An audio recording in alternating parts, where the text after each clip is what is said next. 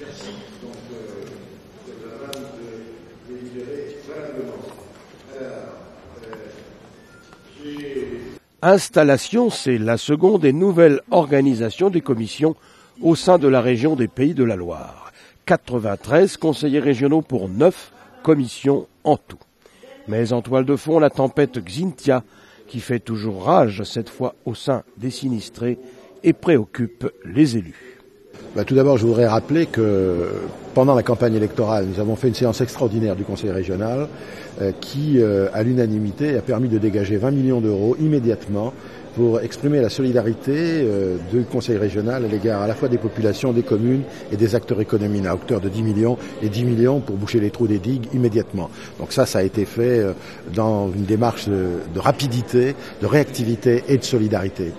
Et puis, j'ai annoncé ce matin également que, compte tenu de ce qui se passe maintenant, nous allions examiner avec les communes concernées, avec les acteurs concernés, les conditions dans lesquelles un contrat territorial exceptionnel de solidarité régionale pouvait se mettre en œuvre pour faire face à la situation. C'est trop tôt pour dire, pour connaître le contenu de ce contrat, bien évidemment. Je crois que ce qui a été annoncé hier, effectivement, constitue un nouveau traumatisme à la suite de cette catastrophe naturelle. Bien évidemment, il est de la responsabilité des pouvoirs publics de protéger la vie des personnes, sécurité des biens et des personnes, c'est une compétence régalienne de l'État. Je trouve que le calendrier, les conditions et la brutalité avec laquelle les choses ont été annoncées auraient pu sans doute être gérées différemment. Côté opposition, vigilance de rigueur et bonne volonté affichée, pourvu que ça dure, disait Madame Bonaparte. Je l'ai dit de manière claire, on arrive ici en n'ayant absolument pas ni l'envie, ni la volonté de nous opposer sur tout de manière systématique. On a envie d'accompagner les décisions qui nous semblent aller dans le bon sens.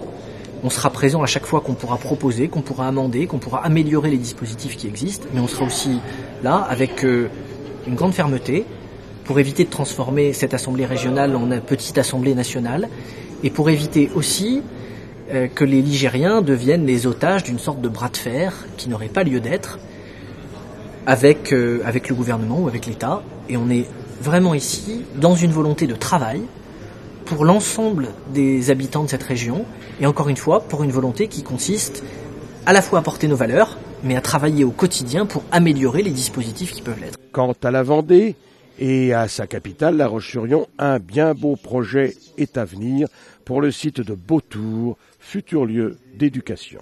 À Beautour, il puisse y avoir un lieu de recherche avec l'ensemble des établissements de recherche de la région, un lieu d'éducation, et c'est déjà fait avec notamment l'inspection académique, mais aussi un lieu d'exposition, avec l'idée de faire en sorte que cette notion de biodiversité puisse pas simplement être un discours, voire une relation de compassion à l'égard de la faune et de la flore.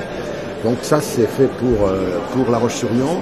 En résumé de cette journée, plus de territorialisation et le souhait que vive la démocratie locale et que donc vivent la et les régions.